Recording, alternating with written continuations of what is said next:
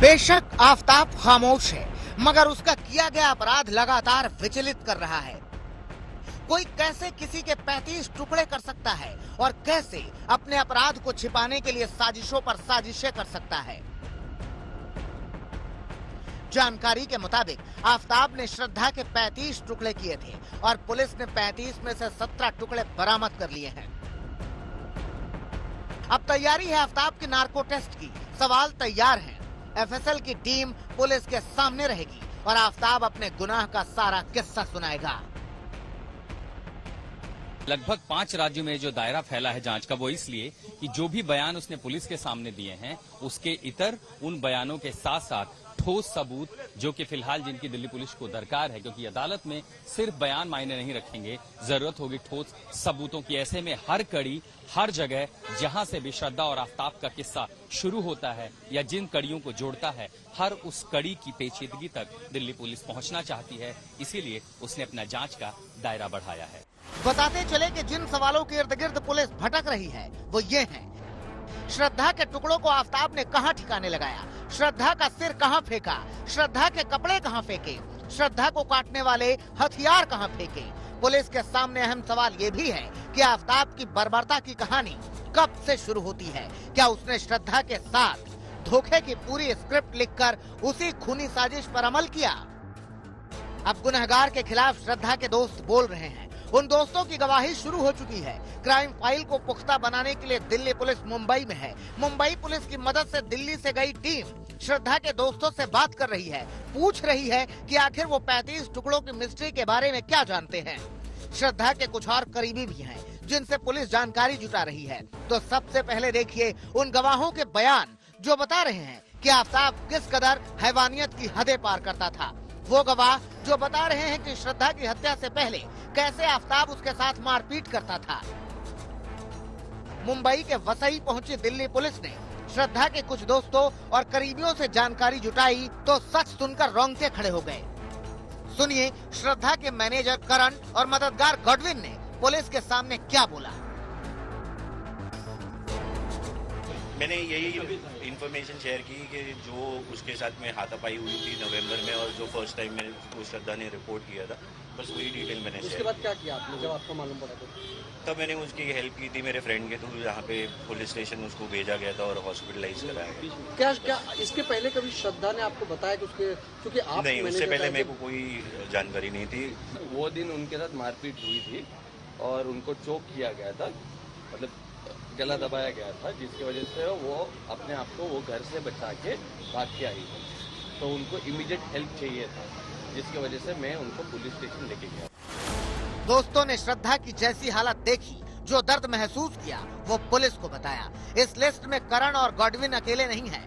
आफताब के जुल्म की कहानी बयां करने वाले कई और लोग भी हैं। वो जानते हैं कि कैसे श्रद्धा आफताब के चंगुल में फंस गई थी और टॉर्चर सहकर भी खुद को अलग नहीं कर सकी।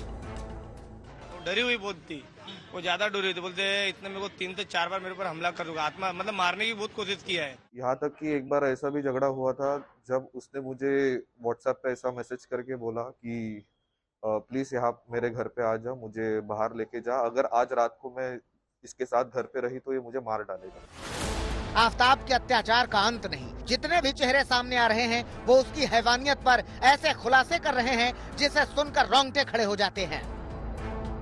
अगर आप श्रद्धा को देखेंगे तो आप अपने आप जानेंगे कि श्रद्धा बहुत लाइवली इंसान थी, बहुत ज़्यादा बोल्ड, स्ट्रॉन्ग, उसके अपने ओपिनियंस होते थे और ब्लंट थी वो।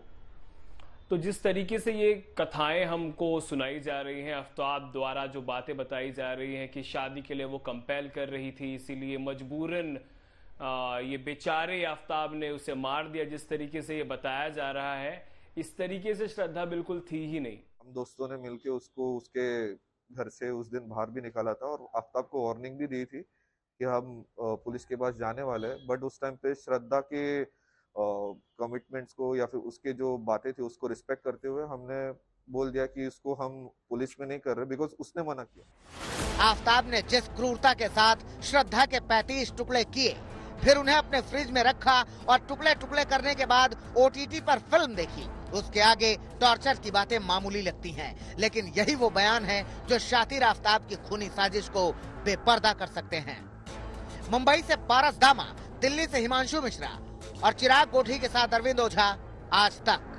श्रद्धा और आफ्ताब की कहानी मुंबई से शुरू हुई थी। दिल्ली में श्रद्धा का मर्डर हुआ, मगर आफ्ताब ने जिस तरह से कत्ल किया और कत्ल को छिपाने की साजिशें जिस तरह से रची, उसके बाद अब पुलिस मुंबई और हरियाणा के अलावा उत्तराखंड, हिमाचल प्रदेश में भी सबूत खंगाल रही है।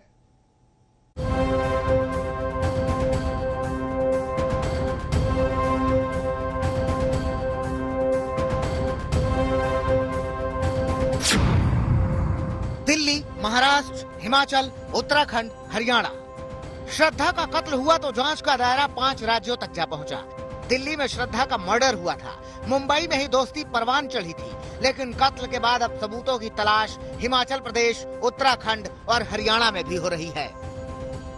ये आप देख सकते हैं दिल्ली पुलिस की जो साउथ डिस्ट्रिक्ट है उसके कई थानों की पुलिस यहाँ पर लगी हुई है। सिर्फ ये एंट्री पॉइंट पे ही नहीं, जंगल के अलग अलग हिस्सों में अलग अलग टीमें काम कर रही हैं। सर्च अभियान लगातार जारी है और सिर्फ महरौली की इसी जंगल में नहीं बल्कि गुड़गांव भी दिल्ली पुलिस की पहुंची थी। हिमाचल और उत्तराखंड के अलावा महाराष्ट्र भी दिल्ली पुलिस की टीम गई हुई है इस केस में सबूतों की तलाश में। जो साजिश मुंबई से कुछ साल पहले शुरू हुई थी, डेटिंग ऐप के जरिए आफ्ताब ने श्रद्धा को दोस्त बनाया, दोस्ती का ढोंग किया, फिर अपने खूनी इरादों के साथ दिल्ली पहुंचा था और महरौली इलाके में उसने साजिश को अंजाम तक पहुंचाया। अब पुलिस प्रण प्राण से लगी है कि श्रद्धा के कत्ल के सबूत कैसे इकट्ठे किए जाएं। इसीलिए पुलिस ने छतरपुर में उस घर में दोबारा रिक्रिएशन किया जहां आफ्ताब रहता था। देखिए, इसके पहले भी पुलिस ये सीन रिक्रिएट कर चुकी है और एक बार फिर से पुलिस की टीम यहाँ पर पहुंची हुई है। गली के बाहर आप देखिए, पुलिस ने यहाँ पर लोगों को अंदर जाने पर रोक दिया है। पुलिस की तमाम गाड़ियां यहाँ पर पहुंची है। जो जानकारी है उसके मुताबिक CFSL की टीम भी साथ में थी। आफ्ताब का घर हो या फिर महरौली का ये घना जंगल, खूनी साजिश के सबूत खोजने में पुलिस की टीमों ने बार बार पड़ताल की है, लेकिन आफ्ताब के फ्लैट में कुछ दाग जो इंसान का खून हो सकता है वो मिले हैं और जंगल में मिली हैं कुछ हड्डियां। दिल्ली पुलिस के फोरेंसिक एक्सपर्ट्स की माने तो पुलिस को इन जगहों से कई ऐसी इंसानी हड्डियां हाथ लगी हैं जिन्हें देखकर आसानी से पहचाना जा सकता है कि ये इंसान की है। एक बड़ी पड़ताल महाराष्ट्र में चल रही है। वहां वसई इलाके में श्रद्धा वालकर की गुमशुदगी की रिपोर्ट घर वालों ने दर्ज कराई थी। उन्हें भी यकीन नहीं था कि साइको किलर आफ्ताब ने उनकी बेटी को बेरहमी से मार डाला है। श्रद्धा मर्डर केस का हिमाचल से बड़ा कनेक्शन है, लिहाजा पुलिस आफ्ताब को वहां ले जाकर जांच की तैयारी में है। पुलिस वहां क्राइम सीन भी रिक्रिएट कर सकती है। मई में श्रद्धा का मर्डर हुआ था। आफ्ताब श्रद्धा के साथ 6 अप्रैल को कुल्लू में था। वहां दोनों मणिकरण के तोश गांव में रुके थे। 2 दिन पहले ही दिल्ली पुलिस की एक टीम तोश गांव के उस गेस्ट हाउस पहुंची जहां दोनों रुके हुए थे। ऑनलाइन पेमेंट भी किया था। व्हाट्सएप पे बात हुई थी और उनकी ऑनलाइन बुकिंग हुई थी और वो यहाँ 6 अप्रैल को ठहरे थे सर। 6 अप्रैल को ठहरे तो 7 को वो ट्रैक करने ऊपर गए कहीं कुटला नाम की जगह पे, तो वहाँ पर कैंपिंग करी उन्होंने। तो 8 को वो निकल चुके थे नीचे को। तो उसके बाद उनका ज़्यादा पता नहीं लगा। तो आज तक हमको ऐसा इसके बारे में कोई मालूम भी नहीं था। वो लड़का और लड़की थे, कपल थे आए हुए यहाँ पे। तो उस दौरान यहाँ पर काम करने वाले 2 लड़के बॉम्बे के भी होते थे जिन्होंने उनको क्या नाम किया था, मतलब जिन्होंने रूम वगैरह दिए थे उनको। तो बाकी उनकी ID वगैरह है हमारे पास। हिमाचल दौरे पर ही आफ्ताब को बद्री नाम का एक शख्स भी मिला था जिसने दिल्ली के महरौली में रुकने में उसकी मदद की। वो भी पुलिस के रडार पर है। आफ्ताब और श्रद्धा उत्तराखंड के ऋषिकेश भी गए थे।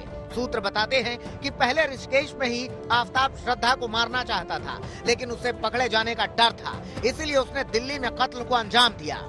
दिल्ली पुलिस को शक है कि ऋषिकेश में भी अहम सुराग मिल सकते हैं। श्रद्धा मर्डर केस की जांच हरियाणा तक पहुंच चुकी है। पुलिस ने एक दिन पहले ही श्रद्धा की हत्या में इस्तेमाल आरी की तलाश गुरुग्राम तक की है। पुलिस को शक है कि आफ्ताब ने श्रद्धा की लाश के टुकड़े करने के लिए जिस आरी का इस्तेमाल किया, वो आरी उसने गुरुग्राम में अपने दफ्तर के पीछे मौजूद झाड़ियों में ही कहीं फेंक दी थी। उसी की तलाश में शनिवार को पुलिस ने मेटल डिटेक्टर के साथ तलाशी अभियान चलाया। शातिर आफ्ताब ने अपना गुनाह छिपाने की हर संभव कोशिश की है, मगर अपराधी कितना भी बड़ा क्यों ना हो, उसका गुनाह एक दिन सामने आता ही है। आफताब का भी आएगा। कुल्लू से मनविंदर अरोड़ा, दिल्ली से हिमांशु मिश्रा, आशुतोष मिश्रा और अरविंद ओझा के साथ आज तक ब्यूरो।